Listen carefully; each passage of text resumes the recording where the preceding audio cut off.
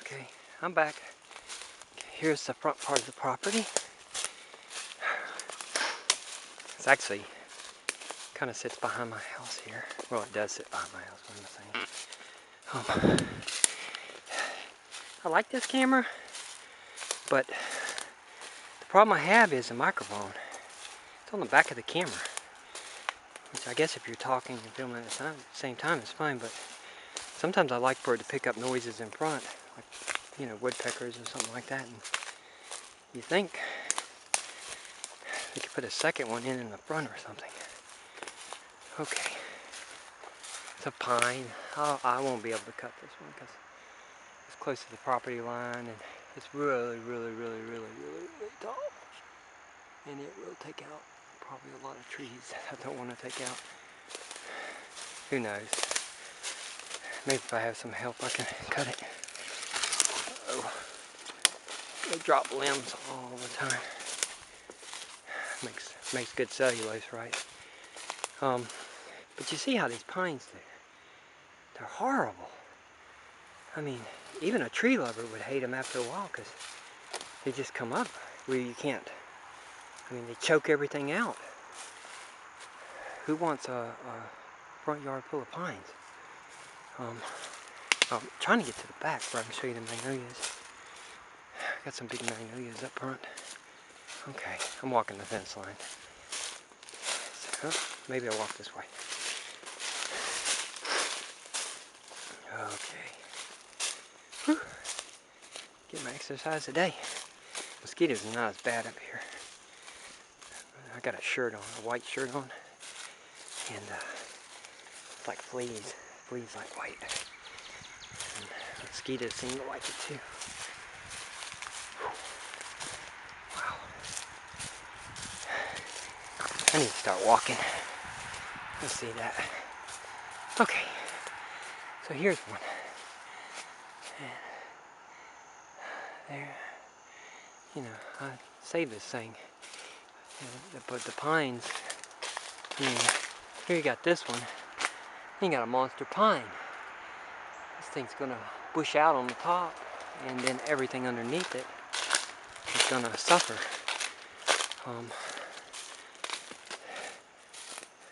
So I'm trying to do selective. You notice I don't cut no oaks, not one. Okay. I've dug up little baby magnolias and moved them around the property over time. I got some up in the front yard and stuff. Let's see. Okay, I'm turned around. You can hear the highway. I left the brush up along the highway. It kind of kills the sound. This is my trail, my walking trail here. Whew. Surprised we hadn't seen a snake. I mean, I got some big ones too. Rattlesnakes. What am I going to do? Rattlesnakes up here.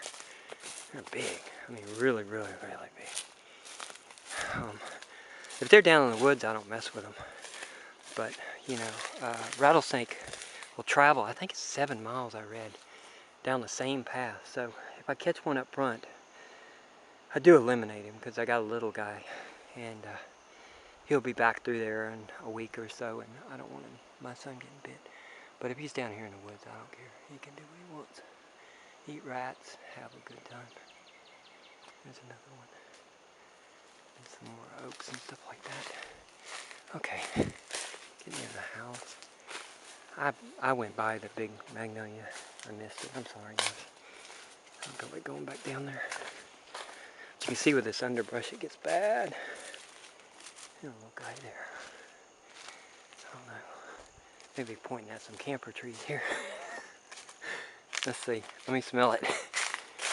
It sure looks like a magnolia. I think that's camper tree. If it's not, somebody tell me. I don't see any blooms on it. Sure smells like camper trees. I try to cut them. They get really big fast.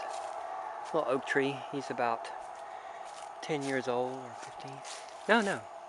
Oh, this is a hollyberry. Oh, wow. That's a big hollyberry. Holy cow. Oh. Wait for that to bloom. It looks like hollyberry. Here's a leaf. Someone identify it for me, please. I think it's a hollyberry. I've never seen it bloom, so. Then again, I don't come on this side very much. Huh, I don't know. Wow, that's a hollyberry. It's huge. Okay. And we're back in the front yard on the other side. Okay, that's my video. It was super long. I'll try to break it up into different different parts and stuff like that. So it's not long. I don't know if it's interesting, but it's interesting to walk around and look at nature and not destroy it.